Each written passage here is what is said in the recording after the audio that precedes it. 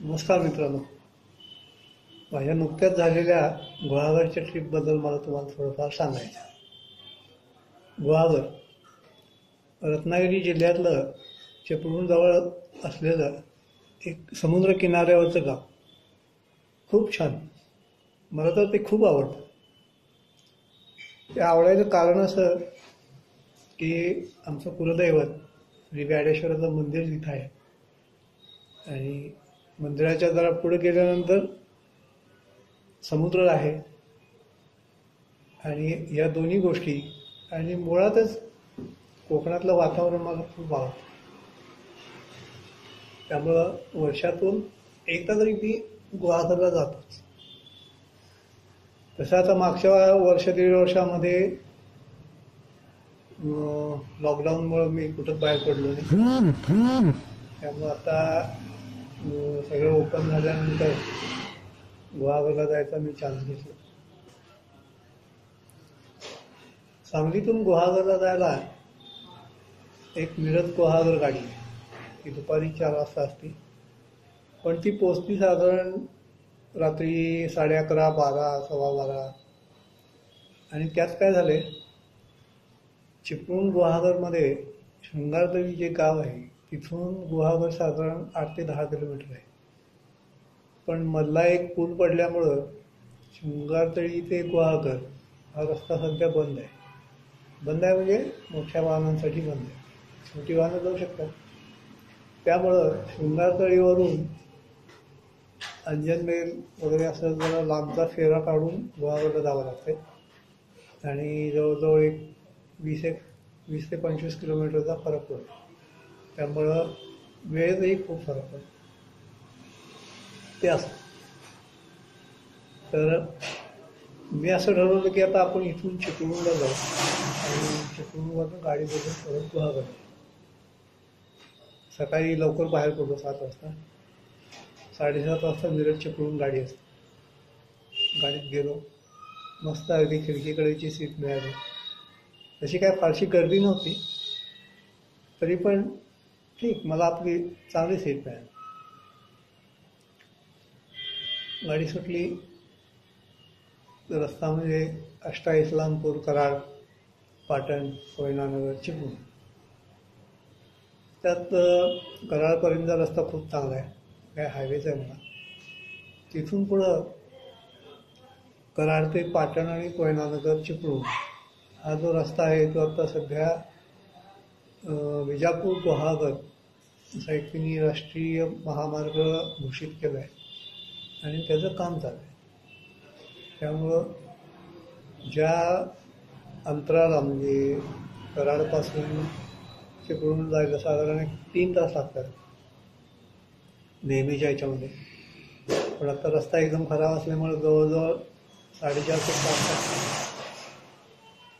त्यामुळं साधारण नेहमीच्या ह्यानं म्हटलं तर मी 12-12:15 पोचायला पाहिजे होतो, पण मला पोचायला जवळजवळ 1-1.25 तास. चिपळूणमध्ये मग दुपारचं जेवण वगैरे आवरून स्टँडवर आलो.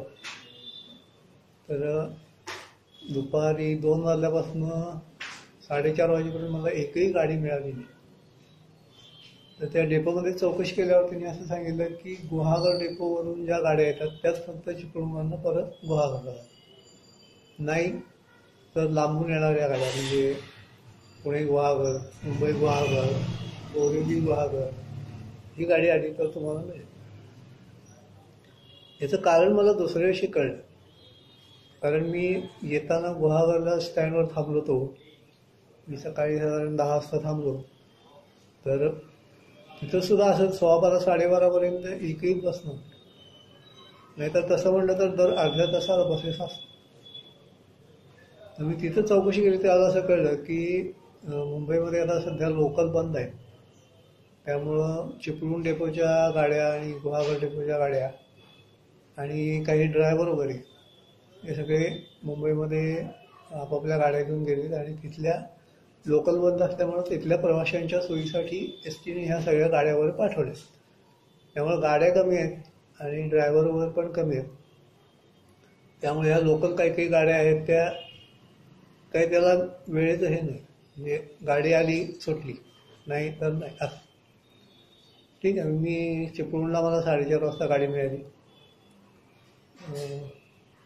मगाशी सांगितल्याप्रमाणे शृंगारतळी ते गुहागरामधला जो छोटा म्हणजे 7-8 किलोमीटरचा रस्ता जो आहे, तिथला मधला एक ब्रिज पडल्यामुळं फेरी मारून जावं लागतं अंजनेर वगैरे. कारण मी संध्याकाळी जवळजवळ 7-7:15ला गुहागरमध्ये पोचलो. गुहागरमध्ये गाव असं खूप छोटं आहे. म्हणजे प्रॉपर गुहागरची जर आपण लोकसंख्या जर म्हटली तर ती अवघी 4,500 ते 5,000. पूर्ण तालुक्याचा जर विचार केला गुहागर तालुका, तर त्याची लोकसंख्या आहे साधारण 1.25 लाखापर्यंत आहे. गुहागर इतकं छोटंसं आहे, छान आहे, अगदी मस्त. छोटेच रस्ते, एकच रस्ता आहे बाजारपेठेतला, आणि बाकी मग एकदम स्टँड. तो एवढा रस्ता छोटा आहे की समजा जर समोरासमोरून जर 2 ST बसेस आल्या तर त्या क्रॉसिंग व्हायला तू जरा मागं घे, मी जरा पुढे घे, असं करत करत गाड्या क्रॉस कराव्या लागतात. इतका छोटा रस्ता. मी 7:30च्या सुमाराला पोचलो. आमचं व्याडेश्वराचं मंदिर जे आहे ते आपण स्टँडवरनं गावात जातो तिथं लगेचच आहे. छान मंदिर आहे, जुना अगदी दगडी बांधकाम वगैरे असलेलं. त्याच्या शेजारीच मागच्या बाजूला लॉज आहे. गुहागरमध्ये तर एक थोडीशी गावात म्हणलं तर एक 4-5 हॉटेल्स आहेत. माझं नेहमीचं ते हॉटेल अगदी मंदिराच्या जवळ, तिथे जाऊन राहिलो. गुहागर चिपळूणला गुहागरला जायचा माझा 2 उद्देश असतात. एक, दोन्ही गोष्टी आपल्या साध्य होतात. पासपोर्ट करण्यासाठी काय खर्च आहे? लॉजमध्ये मी जाऊन राहिलो.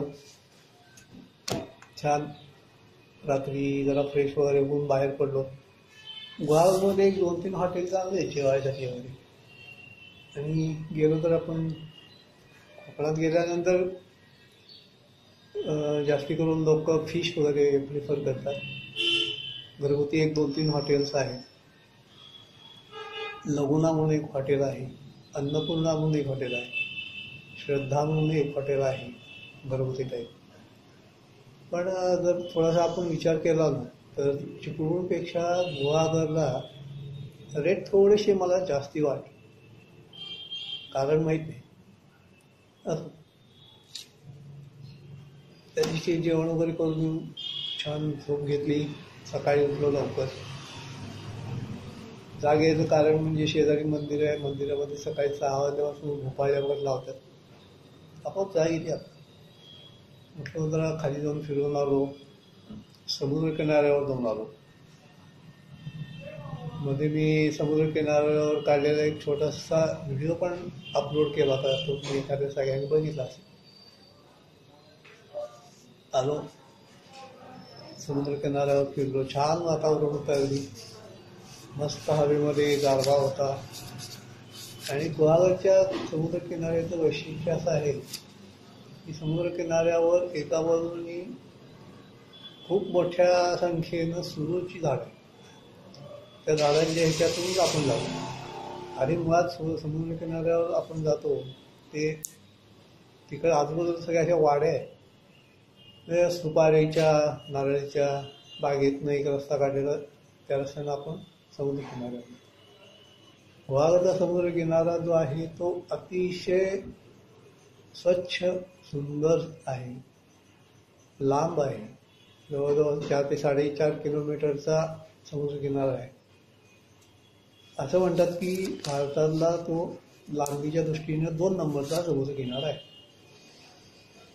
1 नंबरचा समुद्र किनारा चेन्नईमध्ये आहे. समुद्र किनारा अतिशय छान आहे. जेटी आहे बाजूला. आणि असं आहे की आपण समुद्र किनाऱ्यावर फिरत फिरत फिरत जायचं. उजव्या साईडला सगळे सुरूचं वन आहे, मोठं भरपूर सुटीची झाड लावलेली.